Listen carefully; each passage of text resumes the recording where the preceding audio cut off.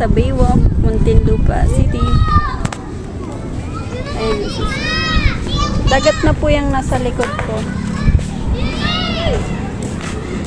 Hindi po ano tayo. Yun, fresh ang air. Bago nga po kami makarating sa Baywalk, ito po kami at nandito kami ngayon sa gasolinahan. Hindi po kasi nagsabi agad yung asawa ko, wala na palang gasolina. Kaya ayun, nandito kami ngayon, magpapagasolina. What? Dito nga lang po ito malapit sa amin, sa Tunasan. Ito po yung harap ng gasolinahan. Habang nagbabiyahe po kami, ayan po, kumukuha po ako ng video. Ayan po yung papasok sa amin. At ito po, madadaanan po natin dito ang 7-Eleven at People's Market ng Tunasan, Muntinlupa. So ayun nga mga sis, slow mo lang kami dyan sa pag-drive. Kay may bata kaming kasama. Sobrang tuwang-tuwa po yung bata kasi minsan lang po siya makalabas. Ayan nga po at nadaanan namin tong mga lechonan dito. Nagutom tuloy ako bigla mga sisi. Nakikita nyo ba yan? Ang sarap. Nakakagutom. Madami nga pong nakatambay ng mga tindero diyan sa tindaan ng mga lechonan. Ito na nga po ang sinasabi ko sa inyo na People's Market ng Tunasan, Muntinlupa. Malapit lang po ito dito sa SM Muntinlupa. Dito nga po ang puntahan ng mga tao pag tuwing sila'y mamimili ng maramihan. At ayan nga po, na-traffic pa. Medyo malapit na nga po kami sa aming paroroonan. Ito na nga po ang 7-Eleven at Dali. Magkatabi lang po sila. Hindi ko alam kung magkasundo ba sila. Bakit ba sila magkatabi? At ito nga rin po ang Mercury dito sa amin. Yan po palang building na yan ay isa po siyang hotel. So yung gusto po mag-hotel dyan, meron din po dito. Mura lang po ang entrance dyan. Mga sisi. Kung natatanong nyo po, ando na po sa dulo ang McDo. Nakikita ko na nga po ang kinabukasan. Ayan po, lumiko muna kami. Kaya may pupuntahan daw muna kaming importanteng bagay na hindi namin pwedeng lagpasan. Ito na nga po ang barangay Tunasan mga sisi ng Muntinlupa. Ayan po, bagong gawa lang po yan. At sobrang aamis po ako dito sa daan. Kasi napaka-aesthetic niya po. Wow! Ito po yung dahilan kung bakit wala po akong upload kanina. Gumala po muna ang person. Kasama ko ang aking pamilya. Ayan nga po ang baby ko. Sobrang tuwang-tuwa. At natatakot din sa biyahe. Baka mahulog daw siya. At pakaway-kaway pa nga ang person. Finally mga sisi, nandito na kami sa Baywalk. Napaka-fresh po ng hangin kasi nakapalibot po yung puno. At meron din po siyang playground para sa mga batang chikiting. At ang amoy na amoy pa nga po ang ng dagat. Malapit na malapit lang po kasi ang dagat dito. Nandun lang po sa gilid, sa dulo kung natatanaw nyo po. Marami nga po kaming nakitang mga bata na enjoy sa paglalaro.